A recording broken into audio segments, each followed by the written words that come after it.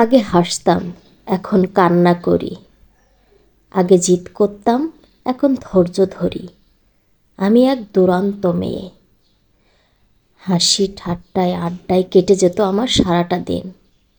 এমনকি যখন আমি কলেজে যেতাম, প্রত্যেকটা মানুষ টিচারে আমাকে বলতো আমি হাসির বাক্স নিয়ে চলে এসেছি, সেটা খুলে দিয়ে এখন আমি হাসতে থাকব। প্রচুর হাসতাম। সেই দিনগুলোর কথা মনে পড়ে।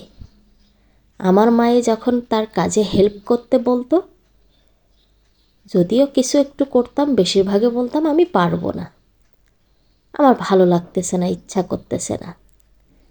কারণ তখন চঞ্চল ছিলাম, তখন বেশি হাসি খুশি থাকতে পছন্দ করতাম। আর এখন অনেক কিছু শিখে গেছি। যেদিনতে পরের বাড়ি এসেছি, সেদিনতে অনেক কিছু শিখে গেছি, অনেক কিছু চেঞ্জ হয়ে গেছে, যেটা কখনোই আশা করিনি। মানুষের জীবনে এত পরিবর্তন আসে আমি কখনো দেখিনি, কিন্তু নিজের দিয়ে উপলব্ধি করি কতটা পরিবর্তন আমার ভিতরে এসেছে। এখন অনেক কিছু সহ্য করা শিখে গেছি, ধৈর্য ধরা শিখে গেছি, অনেক কাজ করা শিখে গেছি, বাচ্চা সামলাতে শিখে গেছি, পরিবার সামলাতে শিখে গেছি। কতটা পরিবর্তন এসেছে আমার মাঝে। এখন মায়ের কথা চিন্তা করি। মা কষ্ট করে যখন সংসার করত, তখন তো আমাদের কিছুটা হলেও হেল্প করতে বলতো, তখন করতাম না। এখন বুঝতে পারি একজন মা, একজন স্ত্রী কত দায়িত্ব, কত কর্তব্য, কিন্তু তখন বুঝতে পারিনি।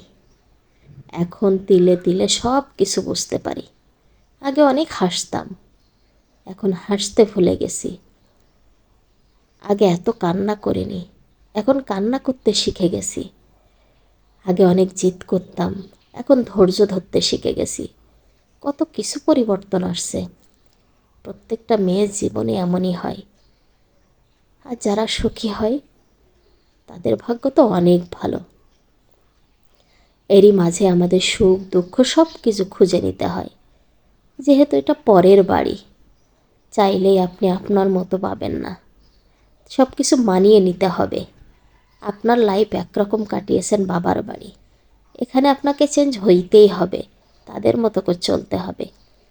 তো সব কিছু মিলাই আমাদের জীবনে সুখ, হাসি কান্না ঠাট্টা সব কিছু মিলাই আমাদের জীবনে সুখ। এটাই আমরা মনে হবে সুখী আছি। তো এটাই ছিল আমার আজকের ছোট্ট একটা ভিডিও। কেমন লেগেছে সবাই কমেন্ট করে জানাবেন। ভালো থাকবেন। আল্লাহ হাফেজ।